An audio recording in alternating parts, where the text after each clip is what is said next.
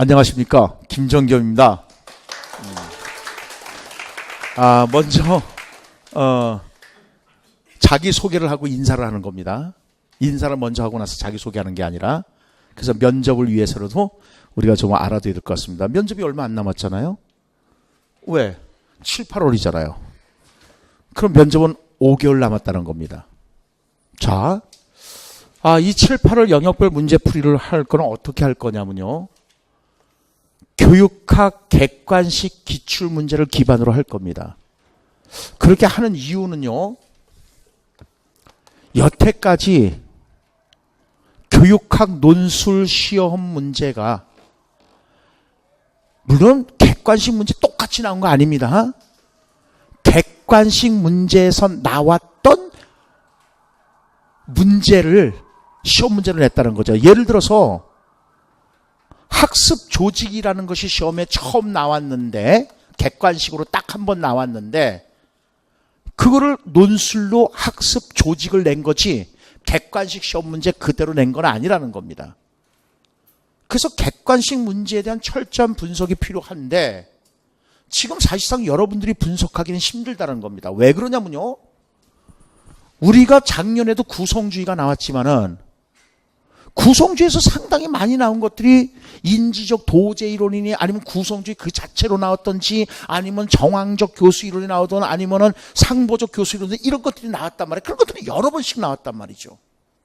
근데 작년에도 여러분들 뒤통수 쳤던 문제들,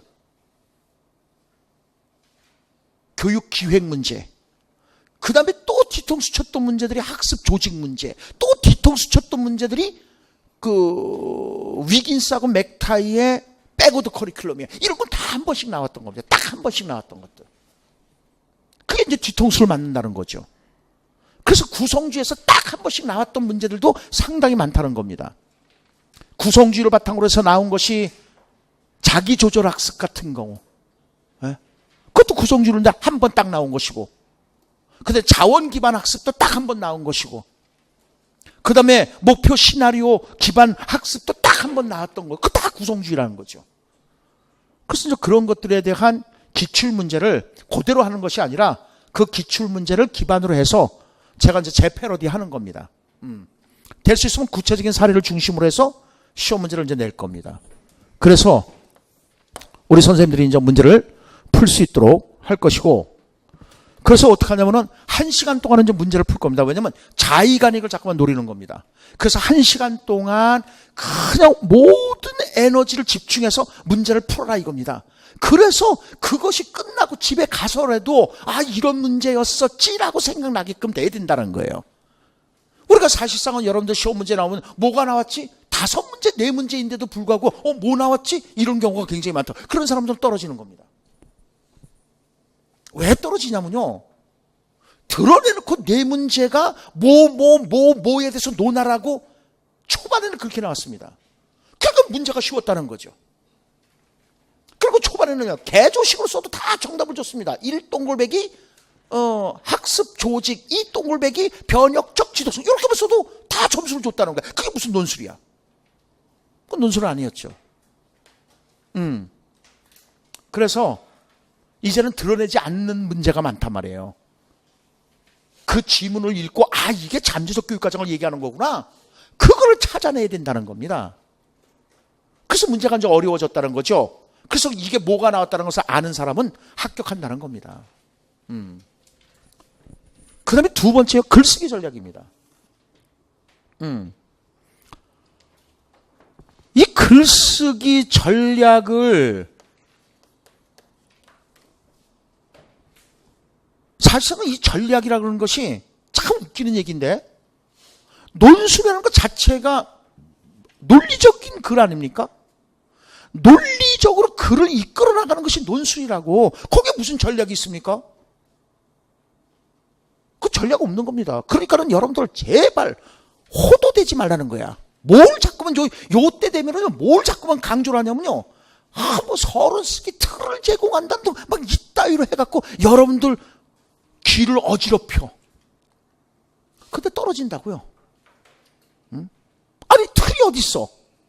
논술에 틀이 어딨어? 틀이 있다면요, 서론, 본론, 결론이 틀이죠. 그러니까 그 틀을 제공하는 뭐 그런 말에 속지 마십시오. 꼭 요 문제풀이반 되면 그때 그런 얘기가 자꾸만 나와. 틀을 제공한다 그러면서. 근데 누누이 얘기하지만요, 저는 외고대학교 철학과 교수입니다. 철학과에서 하는 건 논리입니다. 논술을 철학과에서 하는 겁니다, 본래요. 그래서 여러분들 각 대학교 논술 시험은 철학과에서 제출하게 되어 있습니다. 철학과 교수 안 들어가질 않습니다. 여러분들 시험에도 철학과 교수들이 들어갑니다. 그러니까 논술은 논자도 모르는 사람들이 논술을 가르친다는 게 나는 진짜 웃긴다는 거예요. 어쨌든 너 저 잘났다는 거예요. 당연히 저는 잘났으니까 잘났다라고 얘기를 하는 거지 뭐. 그렇죠? 여러분들 뭐 잘난 사람하고 같이 스터디를 해야 잘나지는 거 아닌가요? 못난 사람 밑에서 스터디하면 뭔 소용이 있겠습니까? 그래서 글쓰기 전략은 다른 거 아니에요. 굳이 전략이라고 따진다면요,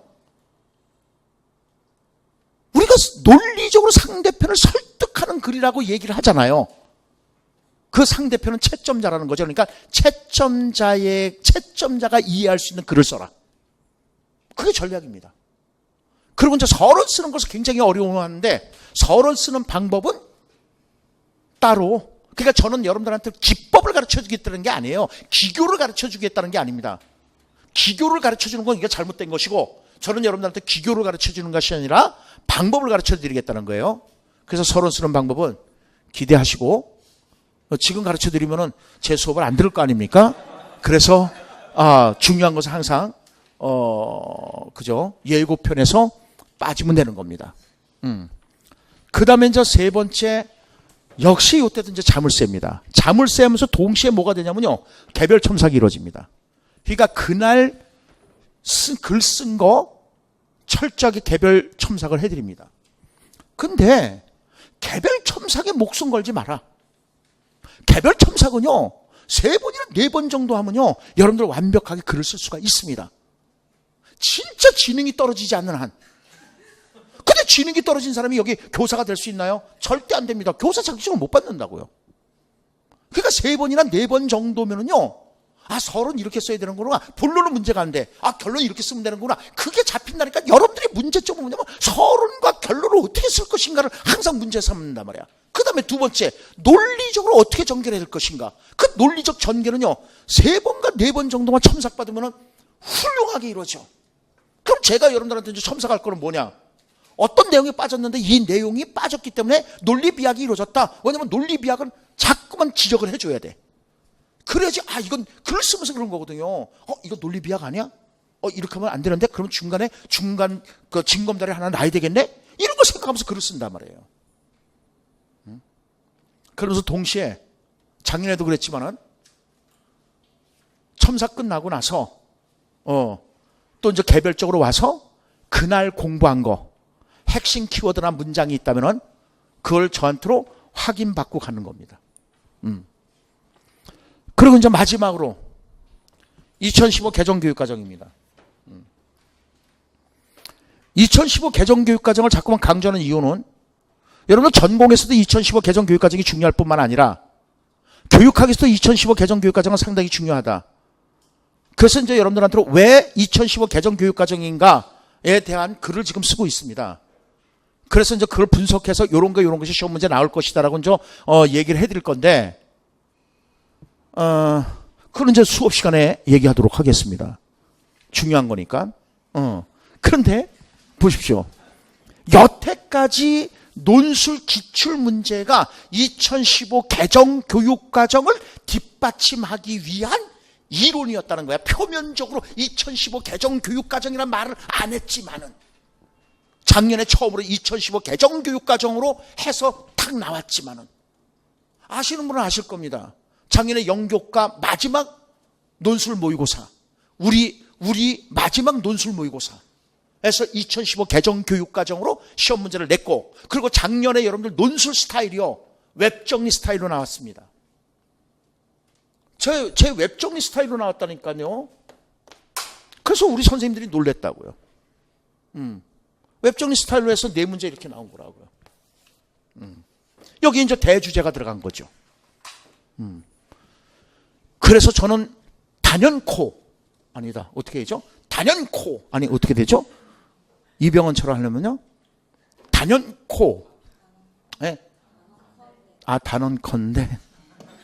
이병헌을 그렇게 좋아하세요? 포기하세요. 단언컨대. 그래프도 시험에 나올 가능성은 높다는 거죠. 왜? 그다 논거를 대라. 그거는 행정고시에서도 교육학 논술이 있는데 행정고시 교육학 논술에 정상분포 곡선이 시험에 나왔다는 거죠. 그래서 다양한 시도를 해볼 겁니다. 여러분들이 문제점은 뭐냐면요. 문해력이 떨어진다는 거죠. 무슨 문해력이 떨어지냐면요. 표나 도표 그래프를 보는 문해력이 떨어지는 경우가 상당히 많습니다. 그래서 표나 도표를 못 읽는다는 거죠. 그러니까 이해가 안 되니까 글을 전개를 못 해나갈 수가 있다는 거예요. 특히 올해 여러분들 절대평가를 강조하면서 면접으로도 이게 당연히 중요한 거고 논술로도 나오겠지만 근데 절대평가는 이미 시험에 나왔으니까 이제 우리는 수행평가를 밀고 있는 거죠.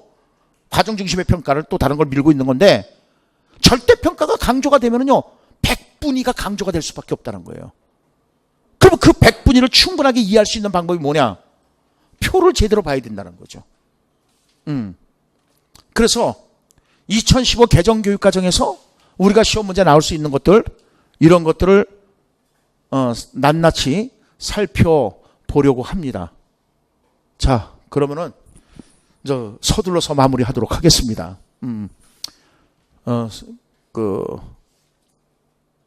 저는